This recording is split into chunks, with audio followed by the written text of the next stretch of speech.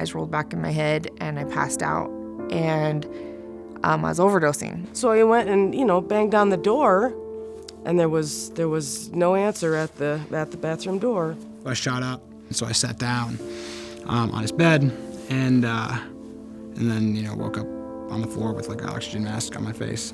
My girlfriend said it was super scary. She didn't know what to do. They called 911. They were trying CPR on me. We got the lock to unlock the bathroom door, and Dennis rushed in and found him face down. You take too much of an opioid, any opioid. It can be the Lortab pills that your dentist gave you for pain. It could be heroin that you're buying from somebody on the street or getting from a friend. If you use more of it than your body is used to or than your body can tolerate at that moment in time, your brain starts to shut down, your respiratory drive shuts down, your cardiac drive starts to shut down.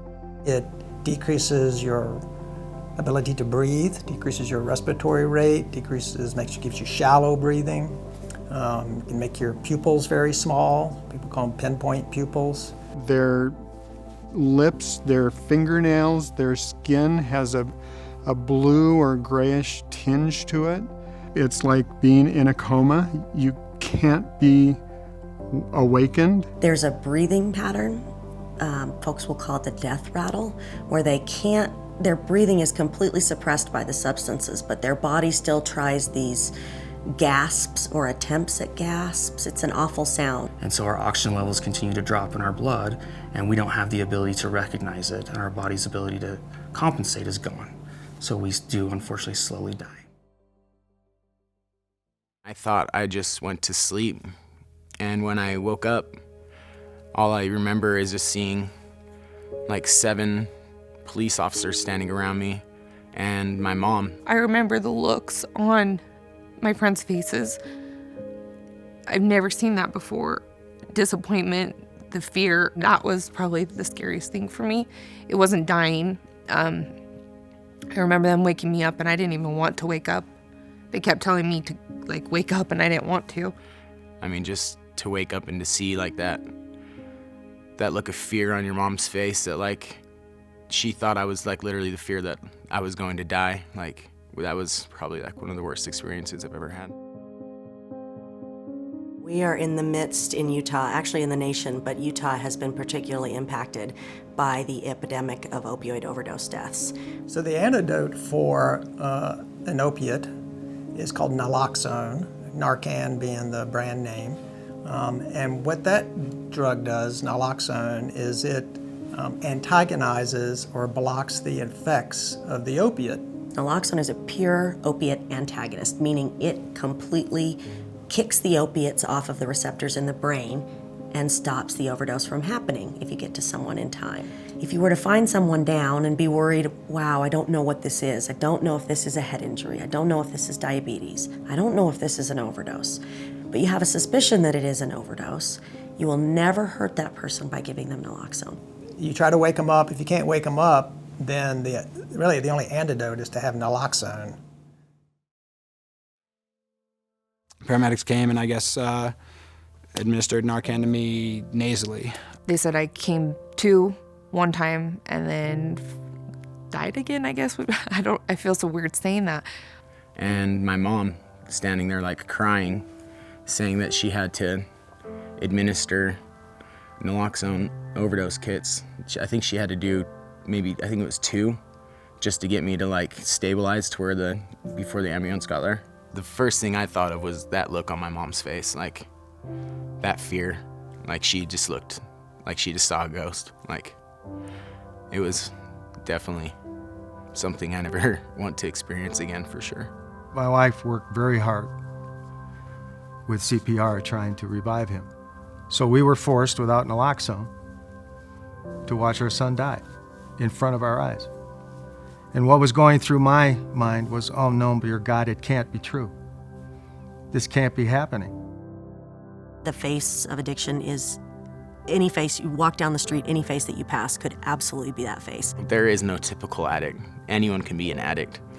Not every addict is a bad person. You know, the typical view of an addict is like, this person's a bad person. Like, this person steals, they rob people, they, you know, hurt people for drugs, and that's all they care about, and they can't get better, right? I mean, that's not true. And there is a possibility for anyone to become an addict. It doesn't really discriminate.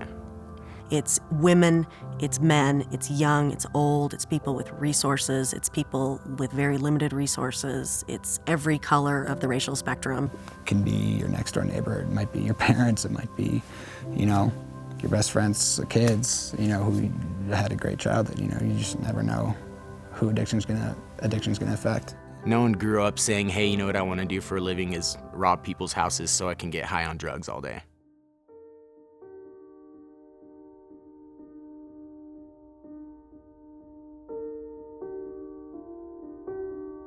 I was literally dead. I mean, my heart had stopped. I wasn't breathing. I mean, I was purple. It's not okay.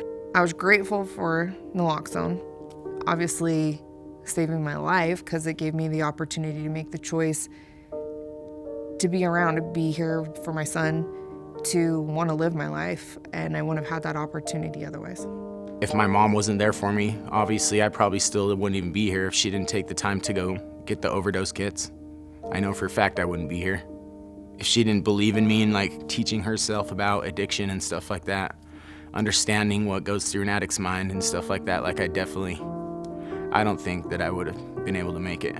That gave me a second chance, you know. Kind of was like the wake-up call that I needed. And I'm healthy now. I'm happy. That's awesome. I'm in a great program right now where I go and I have a counselor that I talk to on a regular basis. I have a sponsor that I talk to on a regular basis. When I moved to Utah, I got into grad school. I'm doing an MBA now. Still working all the time. And if I have free time, I go to a meeting. You know, and I'm always doing something. I snowboard, I hike. I mean, it's always like being busy all the time is what's important for me, because I have a lot of energy, a lot going on in my head. I'm definitely happy with my future right now. I mean, you're giving somebody a chance to make the choice. You're giving them the one more chance to make the choice to get clean. My wife and I watched him die because there was no way to save him. The Naloxone drug, or the opiate antagonist as it is generally called, was available at the time. No one gave it out, no doctors prescribed it to him. No one in the treatment center ever discussed it with us or told us it was available or what it could do.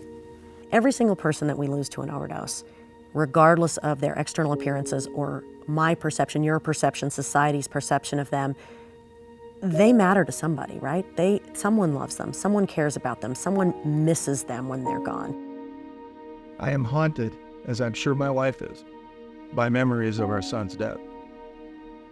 Those memories are even worse, knowing that there might have been something we could have done to revive him. He was 33 years old when he died. He was starting a career and life, moving forward, and it took him down. So from that standpoint, we will never get over it. I will miss him forever.